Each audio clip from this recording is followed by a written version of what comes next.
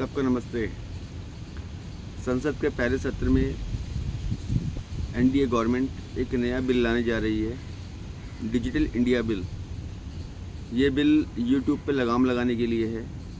YouTube पे जितने भी डिजिटल मीडिया के चैनल हैं, इन पे लगाम लगाने के लिए एक नया बिल लाने जा रही है सरकार, जिसका नाम है डिजिटल इंडिया बिल। क्योंकि सरकार को भी ये लगने लगा है कि जो चुनावी हार का मुख्य कारण है वो है डिजिटल मीडिया, यूट्यूब के वो चैनल जो सरकार के प्रति बोलते नहीं है, मतलब सरकार के पक्ष में वाहवाही नहीं करते, जैसे कि गोदी मीडिया करती रहती है सुबह से लेकर शाम तक।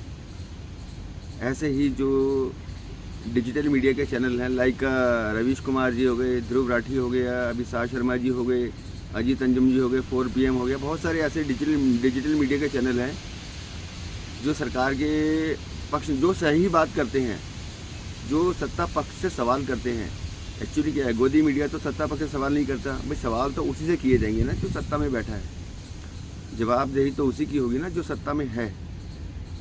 विपक्ष तो सवाल नहीं कर सकते, और विपक्ष तो वैसे भी कहाँ है, विपक्ष तो सिर्फ नाम का विपक्ष है, विपक्ष तो ख़त्म कर दिया था।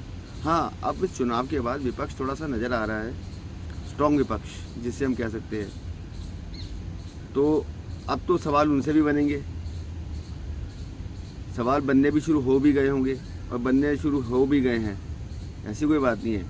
लेकिन असली जवाबदेही तो जो है वो सत्ता में बैठे हुए सरकार की है ना, जो सत्ता में बैठे हैं, जिनको जनता, जो अपने चुनाव से जीत कर जिनको सत्ता में लाई है, जनता ने जिसको अपना मत दिया है, जिसको पसंद किया है, जवाबदेही तो उसी की होगी।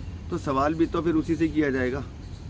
तो डिजिटल इंडिया बिल आ रहा है एक नया, यूट्यूब के सभी चैनल के लिए है वो, जो सत्ता के प्रति सही बात नहीं करते, जो सत्ता से सवाल करते रहते हैं। ये बिल उन्हीं के लिए है, उन पर लगाम लगाने के लिए है। 26 तारीख को नया सेशन शुरू होने वाला है लोकसभा का, उसी दिन स्पीकर का चुनाव होगा। ये 26 से चलेगा सेशन 3 जुलाई तक। उसी में ये सेशन में जो है ये बिल लाया जाएगा और इस बिल पे चर्चा की जाएगी। बाकी देखो क्या होता है, इससे पता चलेगा विपक्ष की ताकत का। पहले इस दौर में ही विपक्ष की ताकत का पता चल जाएगा। वैसे तो अभी 3 मुद्दे विपक्ष को दे ही दिए हैं।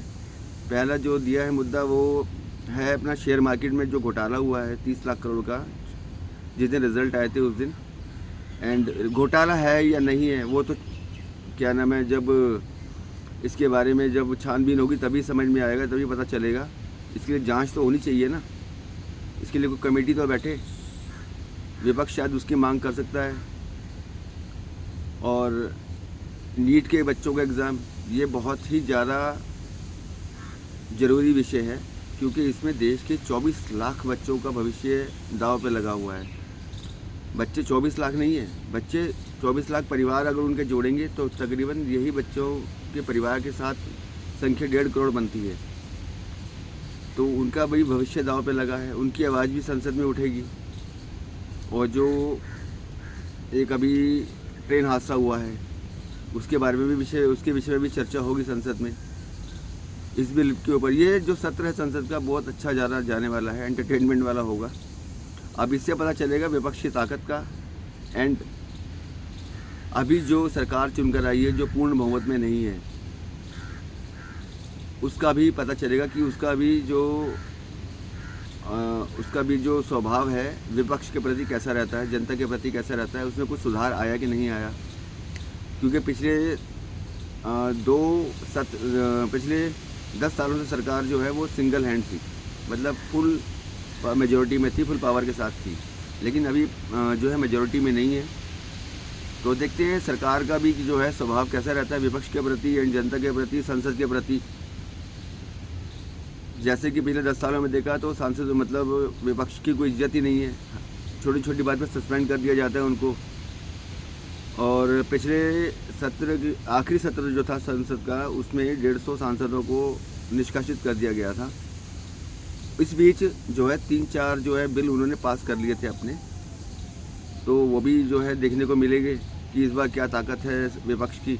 बहुत कुछ अच्छा मतलब देखने को मिलने वाला है इस संसद में। सबसे पहले तो ये खतरनाक बिल है, इस बिल पे भी चर्चा होनी चाहिए। और जो एक भारतीय न्याय संहिता है उस पर भी चर्चा होनी चाहिए, वो भी बहुत खतरनाक बिल है। तो ख़त्म करते हैं इस वीडियो को। अच्छा लगे तो सब्सक्राइब करना, शेयर करना एंड कमेंट ज़रूर करना। धन्यवाद, थैंक यू सो मच।